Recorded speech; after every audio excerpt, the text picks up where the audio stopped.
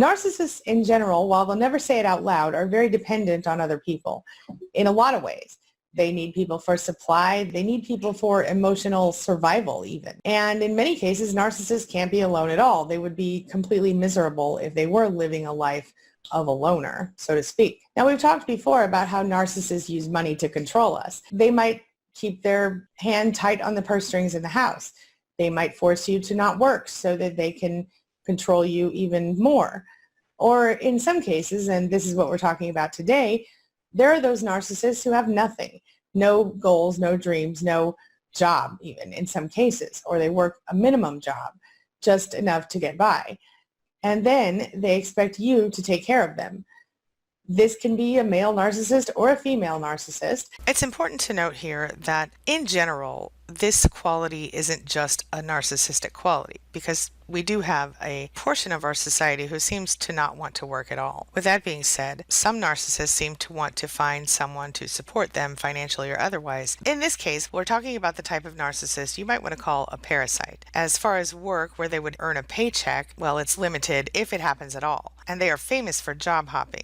In fact, some people joke that it should be listed as one of their many areas of expertise. These narcissists tend to become bored with any type of job or any type of person, friendship, relationship, anything. They don't really even know how to hold on for very long. They don't seem to think they have to work. If they can't get a job with a title and a big salary, which of course they're not willing to work for, well then they generally don't want to work. And they will in many cases end up controlling your money, end up controlling your life. You might even find yourself financially strapped when you work a good job and make good money, because the narcissist has all these needs and desires and wants. They might financially break you. Some narcissists just won't work at all. Whether they're capable or not is irrelevant here. They just feel entitled to someone else's money. Some can't be employed because they've built their entire lives on a lie. They keep this hidden, of course, so they can extract money from other people. But if you look at their histories, their relationships, their work histories, you will see a pattern. Many will feel like other people have let them down, as in not giving them enough praise or recognition or attention, or they've suffered some kind of narcissistic injury, and this makes them think that their coworkers and or bosses are, just trash, and in response they might act out and cause chaos, and then they need to move on. They may, like I said, either job hop or just choose to mooch off of their victim. In this case, you might have found yourself having to write bad checks or commit financial fraud just to stay above water. Or maybe your abuser ran up large debts in your name and you have no say-so about it. You might not even be aware of it at first. In many cases, the narcissist will refuse to work and force you to support them. And in some of those cases, they don't even make it easy for you to work by taking care of the kids or other household responsibilities. You might be paying for daycare while your narcissist sits at home and does nothing. Many narcissists will ruin your credit for you. And in some ways, this keeps you stuck to them, because what can you do without credit or cash flow? Maybe you've been forced to skip paying bills in order to indulge some desire of the narcissist. Maybe the narcissist has even gone so far as to steal your identity, your property, or your inheritance. Some narcissists, like my ex-husband, will put all of their bills in your name and run the bills up and walk away from them. This literally happened to me when I left my ex-husband. I sat down with him and I showed him how to pay the bills. We switched all the bills over into his name, and then he ran those up and got everything turned off.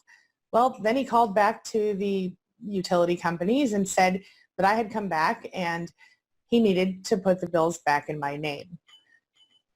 For some reason, the utility companies did this, and then several months later, when I went to buy a house for myself and my child, well, I had to pay off all these bills that the narcissist left for me, because of course he ran them up and didn't pay them. Some narcissists will max out your credit cards without letting you know, and you find out the hard way. Perhaps you've been forced to give up any public benefits you had, or you've been accused of cheating the system because of the narcissist. Maybe you've been struggling financially and your ex, or soon-to-be ex, just won't pay child support. Narcissists have been known to claim other people's children on their taxes with no remorse, just to get extra money on the tax refund. Ironically enough, they'll shame you for actually spending your own money, and in some cases, they'll even prevent you from going to work and cause you to lose a job in order to control you further. But these narcissists who move into your house and cause all the trouble for you and take everything you've got, well, I like to call them hobosexual. As in, They want a place to live, and so they suddenly fall in love. Sound familiar? As the saying goes, nobody falls in love faster than a narcissist who needs somewhere to live. Maybe the narcissist tells you that you're not pulling your weight around here. Even if you're working full time and taking care of the house, the kids, the yard, and everything else, there's still just something you're not getting done to their satisfaction. There are narcissists who refuse to get jobs, who think they're too good to work, both male and female, and who believe that you owe them something. In fact, the whole world owes them something. These are the same people who will lie to get public aid, or who will falsify children they don't really have, or use other people's children to, as I mentioned earlier, get tax money back or get benefits from the government, or to get something from you. These are the people who think the world owes them something. And as you can see, when you look at how they're living and who they are, they don't really have any reason to be owed anything.